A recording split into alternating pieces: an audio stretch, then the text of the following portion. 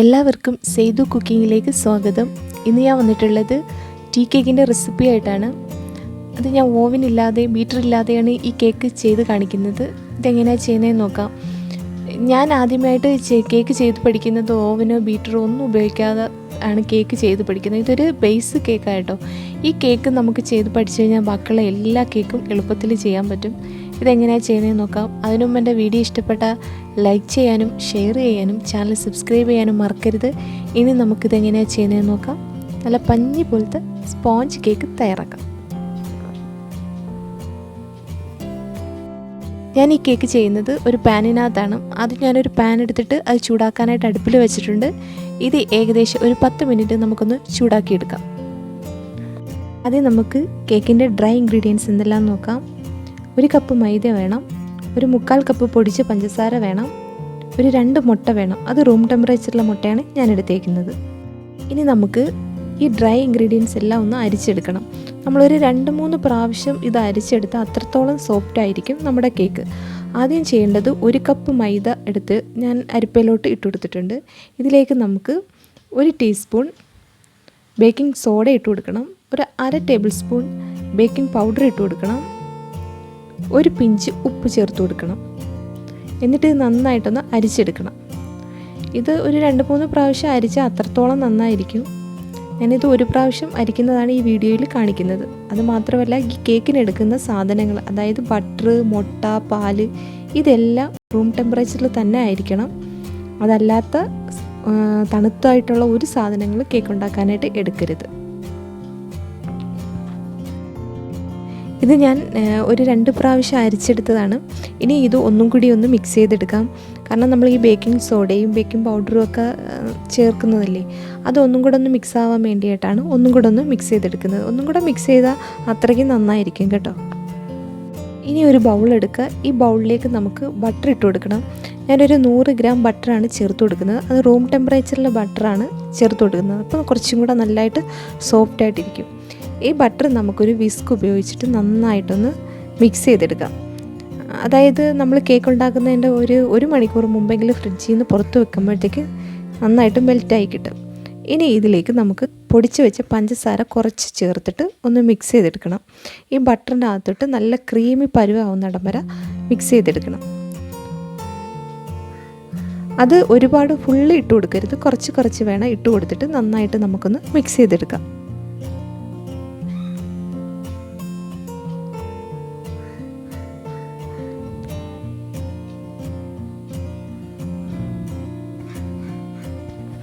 ഇതിന് നന്നായിട്ട് നമുക്കൊന്ന് മിക്സ് ചെയ്തെടുക്കണം. അതൊരു ക്രീമി പരുവാവുന്നിടം വരെ നമുക്കൊന്ന് മിക്സ് ചെയ്ത് കൊടുക്കണം. ഇത് ഒരുപാട് നേരമൊന്നും വേണ്ട, ഏകദേശം ഒരു 2-3 മിനിറ്റ് അത്രത്തോളം ആവത്തതേ ഉള്ളൂ. അതായത് റൂം ടെമ്പറേച്ചറിൽ ബട്ടർ ഇരിക്കുന്നതുകൊണ്ടും പൊടിച്ച പഞ്ചസാര ആയതുകൊണ്ടും പെട്ടെന്ന് തന്നെ ഇതങ്ങ് മെൽറ്റായി കിട്ടുകയും ചെയ്യും, ക്രീമി പരുവാവുകയും ചെയ്യും. ഞാൻ പിന്നെ ഇതൊന്ന് എടുത്ത് പറയുന്നതേ ഉള്ളൂ. ഇത് പിന്നെ വലിയ പാടൊന്നുമില്ല കേട്ടോ, നമുക്കിത് സിമ്പിളായിട്ട് ചെയ്യാൻ പറ്റുമെന്നേ ഉള്ളൂ. ഈ ഒരു പരുവാണ് ഇതിൻ്റെ കറക്റ്റ് പരുവം. ഇനി ഇതിലേക്ക് നമുക്ക് മുട്ട പൊട്ടിച്ചൊഴിക്കാം. മുട്ട പൊട്ടിച്ചൊഴിക്കുമ്പോൾ ശ്രദ്ധിക്കാനുള്ളത്, അപ്പോഴും തന്നെ നമുക്കിതിലേക്ക് വാനിലയുടെ എസൻസ് ഒഴിക്കണം. ഇല്ലാന്നുണ്ടെങ്കിൽ പിന്നീട് അത് ചേർത്തിട്ട് മിക്സ് ചെയ്യുമ്പം വാനിലയുടെ എസൻസ് ചേർത്തില്ലെങ്കിൽ കേക്കിനകത്ത് വലിയ മുട്ടയുടെ നല്ല സ്മെല്ലുണ്ടാവും. അത് വരാതിരിക്കാൻ വേണ്ടി നമ്മൾ മുട്ട പൊട്ടിച്ചൊഴിക്കുന്ന സമയത്ത് വാനിലയുടെ എസൻസ് ചേർത്തിട്ട് മിക്സ് ചെയ്തെടുക്കുക. അത് കുറച്ച് ഓരോ മുട്ട വീതമായിട്ടാണ് ചേർത്ത് കൊടുക്കേണ്ടത്. ഒന്ന് ചേർത്തിട്ട് മിക്സ് ചെയ്തെടുക്കുക. അതിൽ വീണ്ടും നമുക്ക് മുട്ട ചേർത്ത് മിക്സ് ചെയ്തെടുക്കാം. മുട്ട ഞാൻ നന്നായിട്ട് മിക്സ് ചെയ്തെടുത്തിട്ടുണ്ട്. അത് നല്ലൊരു ക്രീമി പരുവായിട്ട് കിട്ടിയിട്ടുണ്ട്. ഇത് അധികം നേരമൊന്നും എടുത്തിട്ടില്ല കേട്ടോ, ഒരു 2 മിനിറ്റ് അത്രത്തോളമേ ഉണ്ടായിട്ടുള്ളൂ. നന്നായിട്ട് നമുക്കൊരു ക്രീമി പരുവായിട്ട് കിട്ടിയിട്ടുണ്ട്. മുട്ടയും ബട്ടറും കൂടെ ഒരു 2 മിനിറ്റ് നന്നായിട്ടൊന്ന് മിക്സ് ചെയ്തെടുത്ത സമയത്ത് ഇതുപോലെ നല്ല ക്രീമി പരുവായിട്ടാണ് കിട്ടിയിരിക്കുന്നത്. ഇപ്പോഴും നമുക്ക് ഡ്രൈ ഇൻഗ്രീഡിയൻസ് ചേർത്ത് കൊടുക്കാം. അതായത് കുറച്ച് വേണം നമുക്ക് ഈ മൈദയും ബേക്കിംഗ് സോഡയും ബേക്കിംഗ് പൗഡറും കൂടെ ചേർത്തിട്ട് അരിച്ച് വെച്ചേക്കുന്നത് ചേർത്തൊന്ന് മിക്സ് ചെയ്തെടുക്കാം. കുറച്ച് നമുക്ക് ചേർക്കുമ്പോൾ ഒരു കട്ടിയായിട്ട് തന്നെ കിട്ടും. നമുക്കിതൊന്ന് നന്നായിട്ടൊന്ന് മിക്സ് ചെയ്തെടുക്കാം.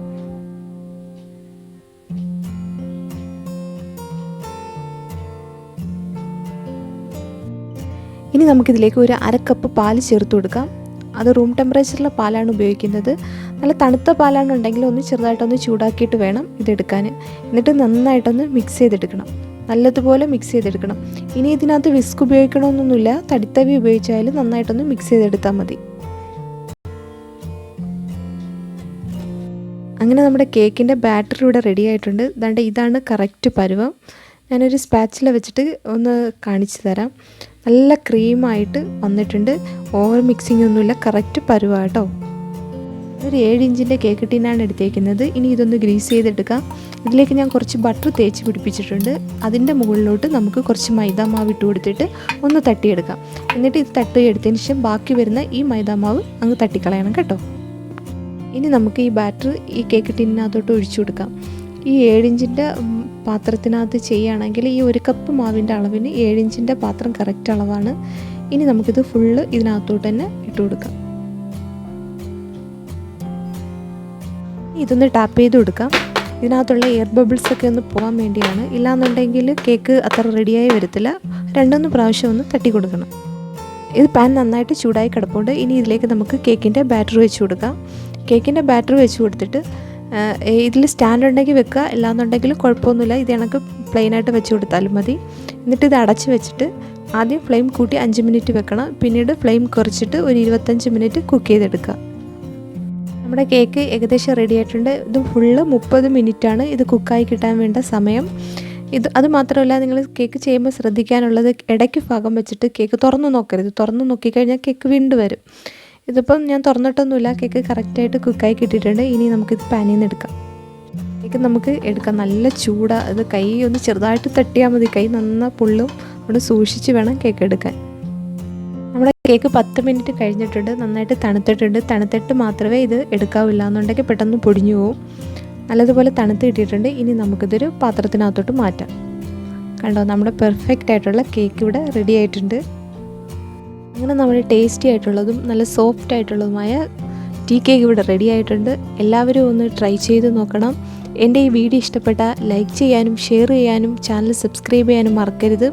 എന്നിട്ട് നിങ്ങളുടെ കമൻറ്റ് ഫീഡ്ബാക്ക് എന്നെ അറിയിക്കുകയും വേണം. വീണ്ടും മറ്റൊരു വീഡിയോ ഇൻഷാ അല്ലാഹ് വീണ്ടും കാണാം. അതുവരെ ബൈ.